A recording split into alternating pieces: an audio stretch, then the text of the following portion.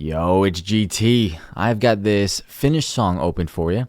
This is Be My God by Kaelon. If you haven't heard it, go listen to it. I'm going to put a link somewhere. Totally plugging that mug right now. But go listen to the full version because right now we're just going over the last chorus. I'm going to be going over some of the melodic elements, kind of the process of creation specifically within the chorus. Here is the last chorus, leading into the last chorus. Lord, I put my trust in you when I don't know what to do. You gon' guide me into truth, heal every scar and make me new, okay? Be my main, be my Lord, be my God. Be my helper, be my refuge and my rock. I don't care what life throw at me, just know you got my heart. Be my main, be my Lord, be my God. Be my main, be my... Now, this whole thing started with these little piano chords here. And you can already tell that is not the vibe of the song. When I was putting these chords together, I was going for kind of almost a depressing vibe. If you've ever heard Letting Go by Kaelon, also plugging that song right now, go listen to it. That's exactly the vibe that I was going for. Kind of like a, dang, you know, my girlfriend just broke up with me. My family doesn't like me. My dog just died. I got no money in my bank account. Can't get no worse than that. And then you get in a car crash and you're like, bro, kind of one of those moods, you know, and it's raining, you know, like you get the vision. Anyway, that's the mood that I was going for. However, as soon as I started layering and adding sounds and creating the soundscape, that's when it started becoming something of its own. So listen to this. I layered these piano chords, these really mellow, sad piano chords with a synthesizer. Listen to this. Immediately, the energy shoots through the roof, and that emotion becomes so much deeper. It's cinematic. So instead of it sounding like something depressing, it turns into a weeping, a crying out for help. Kaelon's vocals, he does a great job of leaning into that and really capturing that feeling with words as well, with lyrics. So that's the two chords going on.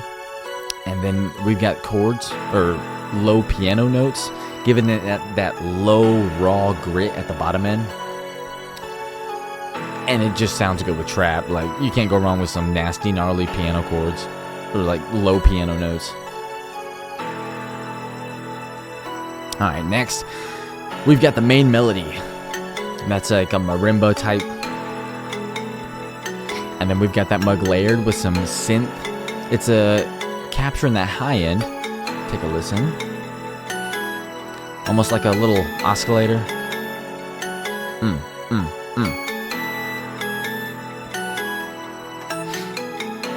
Super chill, super mellow. Then we got a little low, mellow low, still reinforcing that main melody, that main top melody. And then we've got some runs in here, also taken after the marimba, but it gives it some movement. It gives it really some action going on, you know? Now this is a really neat part. This is a synth pad, but this synth pad, he's just doing what he wants. You know what I'm saying? He's a really happy synth pad. I'm no Bob Ross, but he's just doing what he wants, man. That's about it. Like a counter melody type. He's just there. He's just having a good time. You know, he's a happy counter melody synth. And then this is my favorite part right here. We've got these little run accents. Hitting those offbeats right there. Puts a little pep in your step. Give you a little jingle. Go, that's right there. Anyway, makes that bug bounce a little bit. And then we have the fat 808. Essential for, you know, life.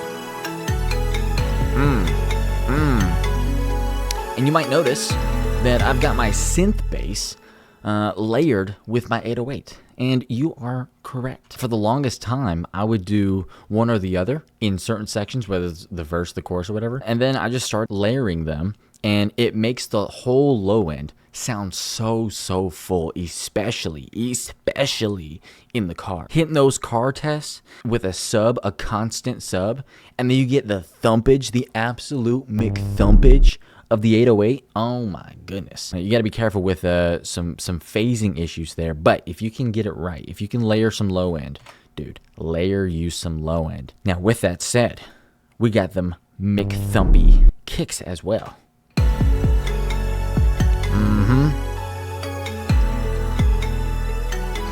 Now, you might be asking yourself, dang, that low end sounds so gluey, so cohesive, so good. And you're correct. A lot of mixes that I hear, you got the kick doing something over there, and you got the bass doing something over there, and they're just separated. They're separated, they're not one, and it's not as good as it can be. It's either that, or I hear an 808 preset sample that's pre-layered with a kick. With that, you have no control. Right there.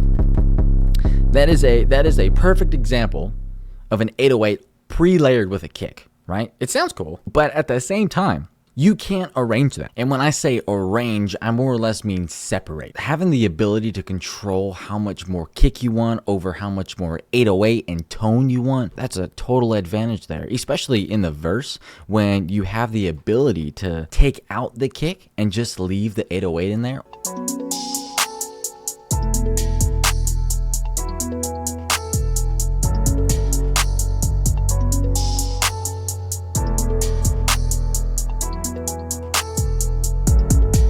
See that? It just creates some movement, some tension, you know. The listener knows that something is missing. Just the idea of having them separated, I'm an advocate for it. However, at the same time, that mug do be thumping. That mug do be thumping, you know? There are really good 808s out there. There are really good 808s layered with kicks already, but trying to layer a kick on that, it gets a little more complicated than I like. I'd rather just do it myself, and I'm really picky about my 808s, and you should be too. Striving for excellence here. I would rather have a really good 808 that I like and a really good kick that I like and blend them together. Now, if you're trying to do that, I got that for you. So we've got all of our low end elements going into an 808 master. Our 808, our low synth, and our kick right off the bat. We've got an 1176 Rev E. 1176 in its nature is already fast. It's punchy. More specifically, we've got a Rev E, which is, I've heard, it's really good for the low end. So we've got that just a little bit. A super slow attack, letting all those transients through, letting that initial punch just do its thing.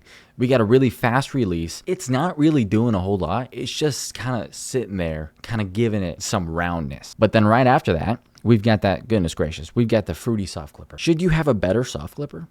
Absolutely. Does Fruity Soft Clipper do its job? Absolutely. And it does it with all of its might. It might not look pretty. It might not look the best, but by golly gee whiz, he does his job and he does it to the best of his ability. Just some sort of soft clipper, straight up chopping off all of those random peaks between the 808s and the kicks and whatever the heck else in the low end, just right there gives it unity. And that's how I, at least, have found to add some sort of glue, some sort of cohesion to my low ends in general. And moving on, what do them drums do? That's what them drums do. Them drums do smacking. That's what they do. Yeah. Super basic drum pattern. That's what I'm talking about. Anyway, hopefully y'all got some sort of inspiration from something, taking some sort of method from here, applying it to the stew, to your stew, and figuring out if it works or not. You know, don't take my word for pretty much anything. Go figure it out, bro. Get your butt in the stew. Go make some sick beats, you know, and just test it out. Test it out, man. I don't know everything, you know. Most people don't know everything.